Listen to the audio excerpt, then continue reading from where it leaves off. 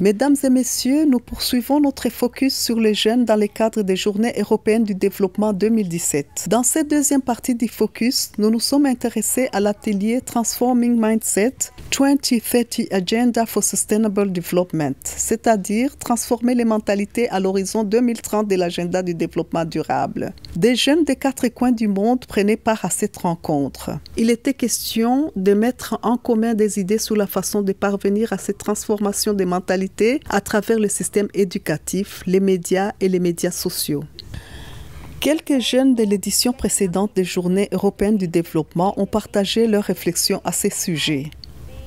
Vandinika Shukla, consultante en recherche et plaidoyer au Bureau des Nations Unies pour l'Inde, le Sri Lanka, les Maldives et le Bhoutan, nous parlera de son approche par rapport à cette thématique.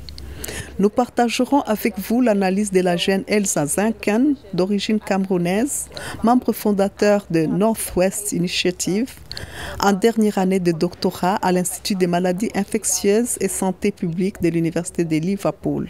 Nous vous ferons suivre l'expérience de Geoff Thompson, fondateur et président exécutif de la Charte de la Jeunesse, YAF-Charta, un organisme de bienfaisance et une organisation non gouvernementale des Nations Unies.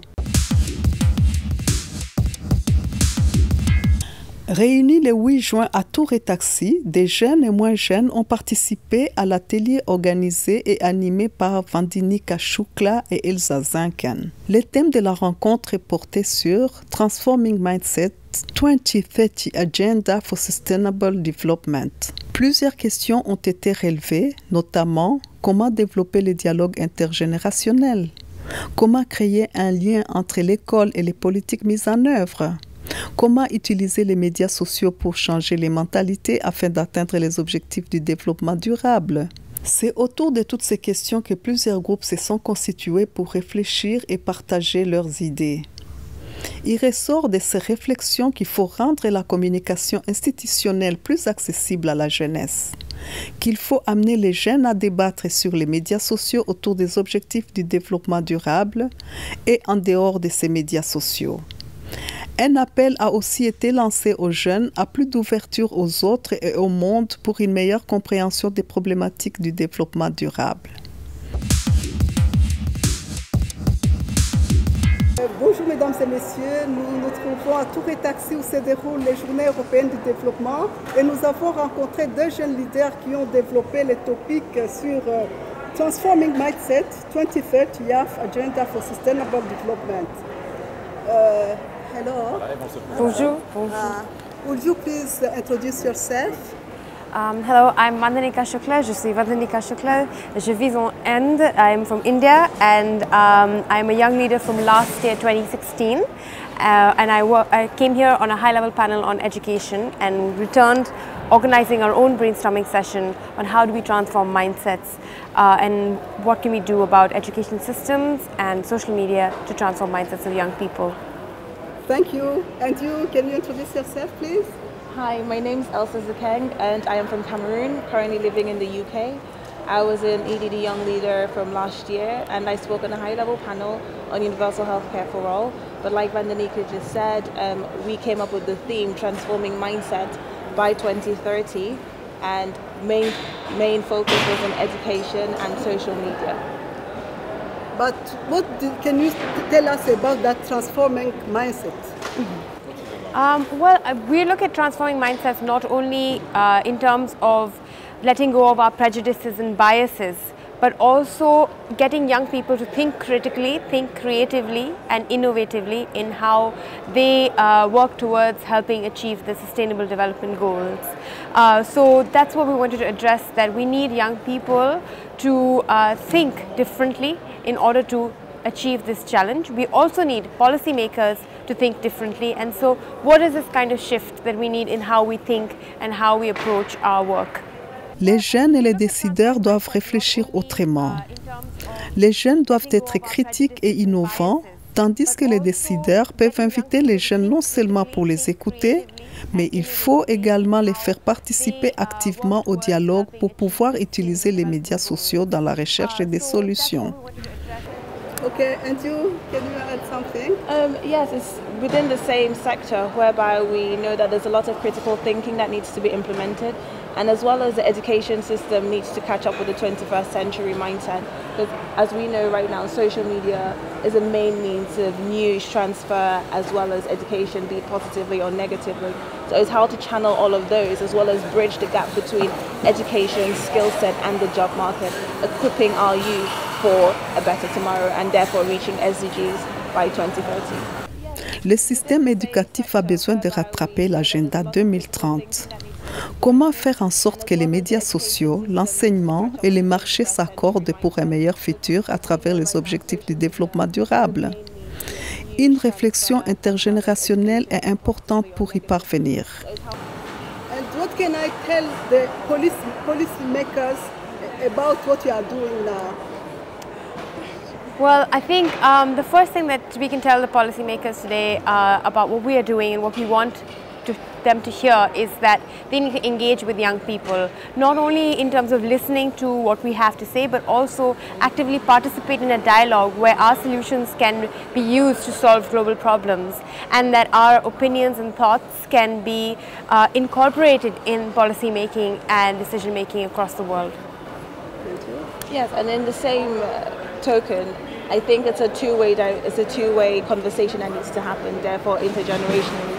So young people need to allow the space for the policymakers to understand how social media works, but in the same light, the policymakers have to also catch up with the use of social media and the way the young people's minds work, because the truth is, we are the young leaders, so we should be in the position to advocate, to advise, and to have a seat at the table to discuss on certain policies and issues that affect us and what should be done to reach SDGs 2030 specifically for youth. How your proposal can be integrated in the SDGs? Well, I think like one of our speakers at our session said, that the youth is not a separate SDG, it is a cross-cutting SDGs, all of the SDGs. So I think that youth empowerment, incorporating youth voice is important for all SDGs to be successful, because we will be the future, we are the present as well, and we are in not only large numbers but loud voices. So really I think it is a matter of a cross-cutting incorporation of the youth agenda across the SDGs. Solution range from quite a wide number of words, I should put it that way. So from either education or from social media. So the words that came up was openness, creativity and innovation. But one thing that stood out to me was, one, adding social media to the curriculum, and two, using social media but breaking across echo chambers.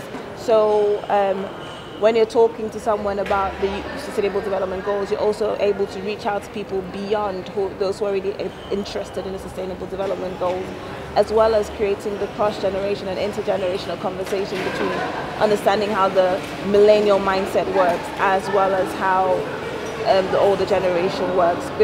Matthias actually said it very well in our session, where he said, young people respond most to incentives, whereas the older generation responds most to punishment. And I think right there you see the thread and the difference between both generations. So it's understanding how both generations think and work to be able to achieve the SDGs by 2030. Les jeunes leaders devraient faire des plaidoyers sur des sujets qui ont un impact sur eux. Ils ont besoin d'enseignement à travers les médias sociaux ouverts, créatifs et innovants. Il faut ajouter les médias sociaux dans les curriculums. Mais le pouvoir de la jeunesse est limité tant qu'il n'est pas soutenu, tant que la rhétorique n'est pas transformée en action. La jeunesse a besoin de plus d'investissement et d'action. So I think the response that we would love from the European Union and the European Commission would be engaging and delivering. So I think once we do take these solutions to them, we want to see the new European Development Consensus be implemented, keeping our concerns in mind. The EDDs had the launch of the European Development Consensus, and the youth is a very important part of it across all spectrums, and so is gender. But now what will matter most is the implementation, and so even starting from questioning and adjusting curriculums across schools in Europe, pushing that change, and also engaging in social media as a public policy act, how is public policy engaging with social media and Facebook, Twitter, Instagram, because more than 3.8 billion people use the internet and 2 billion are in developing countries right now. So how are we leveraging that opportunity in the way public policy functions? And so I think that will be the one demand from the European Union, to really engage but also deliver. Ce que les jeunes attendent de l'Union européenne est l'engagement et les résultats. Ils attendent que dans l'implémentation du nouveau consensus européen pour le développement, ils soient tenus compte de leurs préoccupations. But they told us that young people must not only be involved in, but they must honor that topic, that leadership, that mindset, and that SDGs. You as a young leader, how can you make your commitment? I think the fact that, one, we were chosen as young leaders last year, which were very privileged already from India and Cameroon, as well as the fact that we are returning this year and actually working on a theme that we developed last year, and this year we brought it into action. I think that in itself shows a certain level of commitment. Now it's the taking forward, moving forward is turning into action. The action it's very limited unless we have the support of the policymakers, unless we have the investment, unless we turn the rhetoric into action. Everything that we've created within the session shall be shared in blogs and reports and this interview as well. But until there's action taken within that, our commitment is very limited, and the action that can follow through unfortunately still has barriers. So we need a lot more investment and a lot more action to these. Okay, thank you. Thank you. Thank you very much. Mesdames et messieurs, nous vous présentons enfin notre dernier intervenant, Geoff Thompson. Geoff Thompson est fondateur et président exécutif de la Charte de la Jeunesse, Youth Charter, un organisme de bienfaisance et une organisation non gouvernementale des Nations Unies. Venu d'un milieu défavorisé, Geoff Thompson offre aux jeunes du monde l'opportunité de réaliser leurs projets grâce aux activités sportives, artistiques et culturelles. Il a passé 15 ans à élaborer des politiques et approches novatrices sur le rôle des activités sportives, artistiques et culturelles et leur impact social dans la lutte contre le comportement des jeunes antisociaux, l'obésité infantile, la culture des armes et des gangs. Geoff Thompson est l'un des plus grands combattants de la compétition des arts martiaux de sa génération. 5 fois champion de l'Organisation mondiale du karaté et titulaire de plus de 50 titres nationaux et internationaux. Son association utilise les sports, l'art, la culture et le digital pour fournir aux jeunes défavorisés des outils qui leur permettent de développer la confiance en eux, la résilience et leur potentiel. Rencontre. Bonjour mesdames et messieurs, nous sommes à Tour et Taxi aux Journées européennes du développement. Et nous avons participé à un des ateliers sur le changement de mentalité pour la jeunesse. Et je voudrais partager avec vous l'expérience d'un des participants. Hello. Would you please introduce yourself? My name is Geoff Thompson. I am the Executive Chair and founder of the Youth Charter, a United Nations non-governmental organisation that uses sport, the arts and culture and digital of late to engage young people from the most disaffected and disadvantaged communities, but to equip them with the confidence, the resilience and the potential that will see them empowered to aspire to be the best that they can be. Can you please share your experience, because you said that it came from a tragedy? From my own personal experience, I have come from those communities of disadvantage and disaffection that I've committed myself over the last 24 years in the work of the Youth Charter. I was given sport and karate, I won my world titles, and then I travelled the world, and it shaped me as a global citizen. I then made the transition to sports politics and sports administration, and it was whilst Manchester were bidding for the 2000 Olympics, a 14-year-old schoolboy, Benji Stanley, was shot dead on the streets of Moss Side. I went back on the streets and launched the Youth Charter. Around that time of 1993, the New South Africa, the late President Mandela, and his vision for sport for the New South Africa gave me a chance to visit the continent and to see extraordinary people doing extraordinary things with very little. So it was always a great inspiration to me when I came back to the so-called developing countries where we have so much, to be able to try and engage our young people of the African diaspora and all young people who are brought together by their interest in sport and culture and the arts, to be more aware of their role in shaping society and changing society. I then had the opportunity to be inspired by the late boxing great Muhammad Ali, and I've worked with the Muhammad Ali Centre for the last 10 years, and I'm now very privileged to work on his legacy of taking his Float Like a Butterfly program, which aims to give the Sustainable Development Goals, I think, some relevance to young people globally. And that is his 6 core principles: confidence, conviction, dedication, giving, respect, and spirituality. It characterized his life, and it is at the heart of what the Youth Charter does.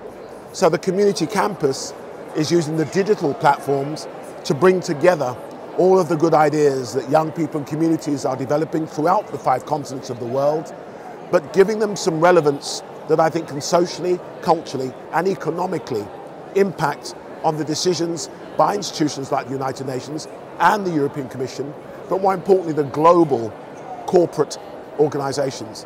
Our youth culture is in uncertain times. We are seeing the extreme end of their disaffection, and I believe that our proposals with the community campus, we are working in Manchester very hard. In Manchester and Britain, where we have our elections, we have experienced unprecedented extremism and terror by young lives that never had an opportunity. So we're working very hard. Our program of social coaches, these will be people who can engage, equip and empower, motivate and inspire. And I think every time we have fantastic forums like this, it's where with young people leading as we've seen today, I believe we have an opportunity. The other thing I would say is universities. That is a major consideration with the community campus, because we believe a lot of the future leaders and leaderines. But equally, if you've not gone to university, it doesn't mean that you cannot achieve great things. So classroom, playground beyond the school gates, informal or formal, the School of Hard Knocks, a degree in common sense from the University of Life, is very much the spirit that we try and engender. So universities we use to engage with their community and their community with them. So Salford University, who I'm working with, we're developing an industrial collaboration zone. And this is about bringing public, private, third sector, community sector, any sector that's involved and interested in young people must now see what I believe to be the SDG's 17th goal, forging better partnerships and collaborations. That is the only way I believe we can take a 21st century youth culture into future leadership, rights and responsibilities. What kind of people are you targeting? It's about only disadvantaged people or every young people? Every young global citizen of the world is part of our philosophy. But I know for those who have not, it is more difficult. And we believe that all young people should be engaged, equipped and empowered. We believe that's why a degree in common sense, the soft skills that people are talking about, traveling the world, seeing young people in some of the most disadvantaged and disaffected communities have come up with some of the most innovative and brilliant creativity.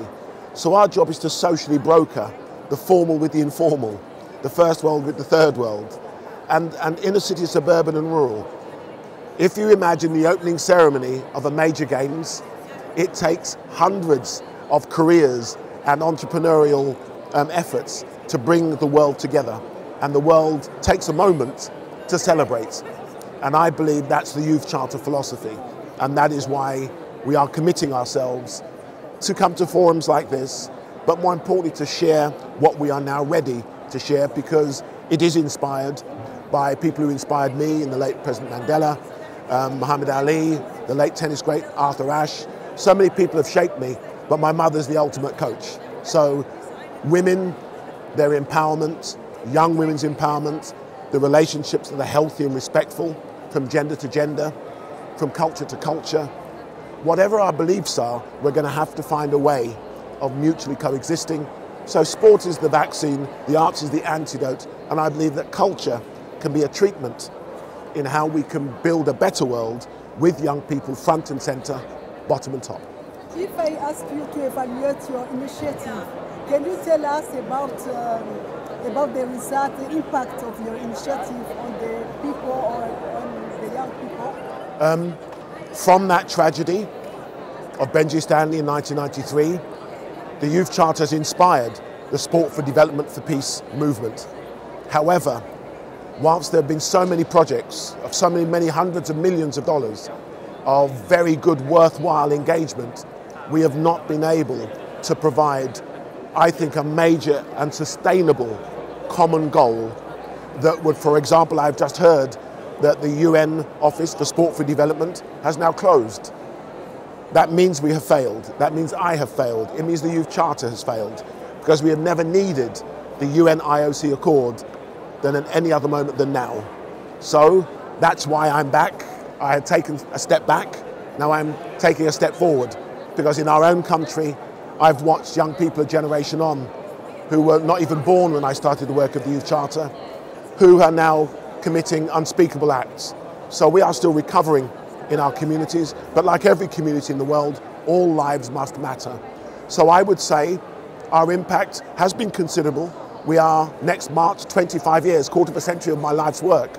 And my founding partner as a world champion, Janice Argyle, we applied all that we learned as competitive warriors, but we chose to dedicate ourselves to being given the opportunity we had to others.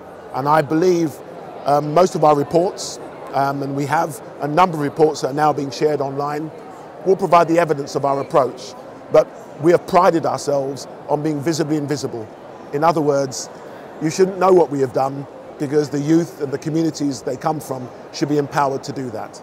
And how your initiative can contribute to the MDGs, to achieve the SDGs, the Sustainable Development Goals. Right.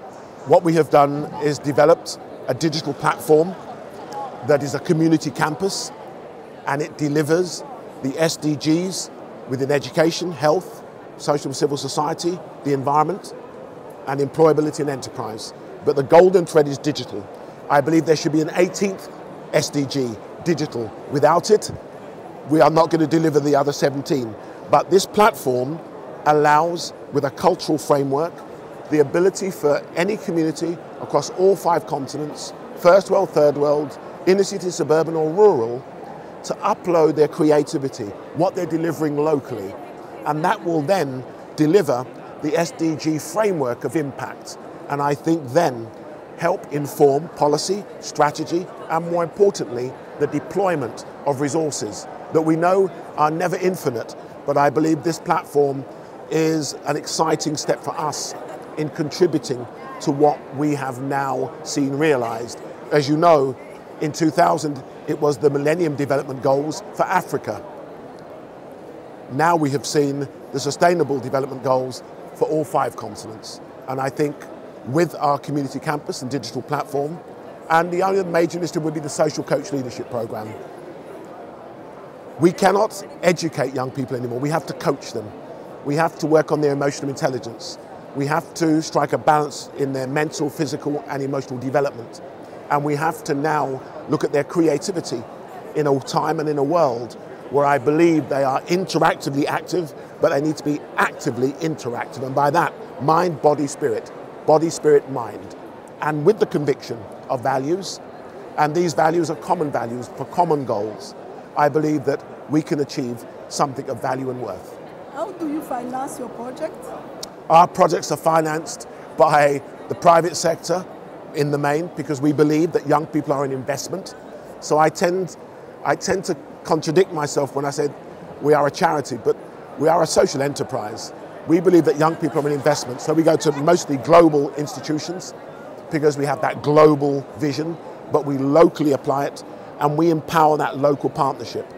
And whenever we've engaged and equipped, by the time we get to empowering them, they will come up with a brilliant idea. And the only way you can sustain those goals is to sustain the potential that comes from creativity, that comes from innovation. So you have to be able to meet that sustainability, and that's where we strike a social, cultural and economic what we call win-win-win for young people, the communities, and the institutions that are investing in those young people and communities. Universities, so University of Salford is with the industrial collaboration zones at Media City working on this very unique approach. We have 160 organisations working within 1/4 of a square mile. So it's an exciting time, and we're now sharing what we are learning locally with what we believe others will be able to benefit from and learn globally. What did you learn from Africa and from Europe? From Africa, I learned resilience, the ability to not give up, belief, spirit, conviction, dedication. Those Muhammad Ali core values are what has always inspired me when I went to the African continent. How you do so much with so little. How with all the conflict, with all the poverty, with all the uncertainty, there is still something that sees you make so much of your day-to-day lives count. And Muhammad Ali equally characterized, he said, don't count the days, make the days count.